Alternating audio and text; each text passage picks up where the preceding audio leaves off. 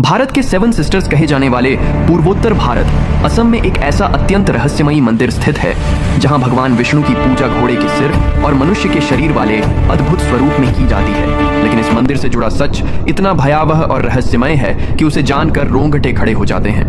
मान्यता है कि यही वह स्थान है जहां भगवान विष्णु ने दो भयानक दैत्यों का संहार कर उनकी ही लाशों से बनी ठोस धरती पर विश्राम किया था। इस रहस्य को समझने के लिए हमें जाना होगा सृष्टि के आरंभ में।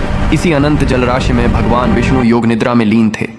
तभी उनकी नाभि से एक दिव्य कमल प्रकट हुआ और उस कमल पर ब्रह्मा जी का प्राकट्य हुआ। भगवान विष्णु ने ब्रह्मा जी को सृष्टि रचना का आदेश दिया और उन्हें चारों वेद प्रदान किए जो सृष्टि निर्माण का मूल ज्ञान थे।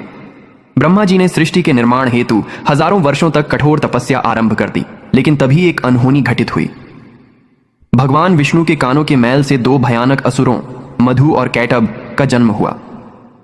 हजारों वर्षों तक जल में रहने के बाद जब उन्हें भूख लगी तो उनकी दृष्टि ब्रह्मा जी पर पड़ी। उन्होंने ब्रह्मा जी पर आक्रमण किया, उनसे पवित्र वेद छीन लिए और समुद्र की अथाह गहराइयों में छिप गए। वेदों के बिना ब्रह्मा जी असहाय हो गए और सृष्टि की प्रक्रिया रुक गई। भयभीत होकर ब्रह्मा जी भगवान विष्णु की शरण में पहुंचे, परंतु समस्या और भी गंभीर थी। मधु और कैटभ ने देवी महाशक्ति से इच्छा मृत्यु का वरदान प्राप्त कर लिया था, जिससे वे अपनी इच्छा के बिना मारे नहीं जा सकते थे। वेदों को पुनः प्राप्त करने के लिए भगवान विष्णु ने धारण किया हयग्रीव अवतार। उन्होंने घोड़े का सिर इसलिए चुना क्योंकि उसकी अद्भुत बुद्धि और तीक्ष्ण इंद्रियां समुद्र के गहन अंधकार में भी सत्य को खोज सकती थीं। भगवान हयग्रीव समुद्र में उतरे और हजारों वर्षों तक भीषण युद्ध हुआ, लेकिन वरदान के कारण असुरों का अंत संभव नहीं हो पा रहा था। अंत में भगवान ने अपनी माया से उन्हें मोहित किया।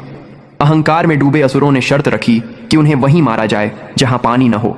तब भगवान ने अपना विराट स्वरूप धारण किया, अपनी विशाल जांघों को जल से ऊपर उठाया और वहीं मधु और कैटभ का वध कर दिया। उन दैत्यों की लाशों से निकली भारी चर्बी जम गई और उसी से बनी यह ठोस धरती जिसे आज हम मेदिनी के नाम से जानते हैं। युद्ध के बाद थके हुए भगवान हयग्रीव ने इसी नवनिर्मित भूमि पर असम के मणिकूट पर्वत पर विश्राम किया।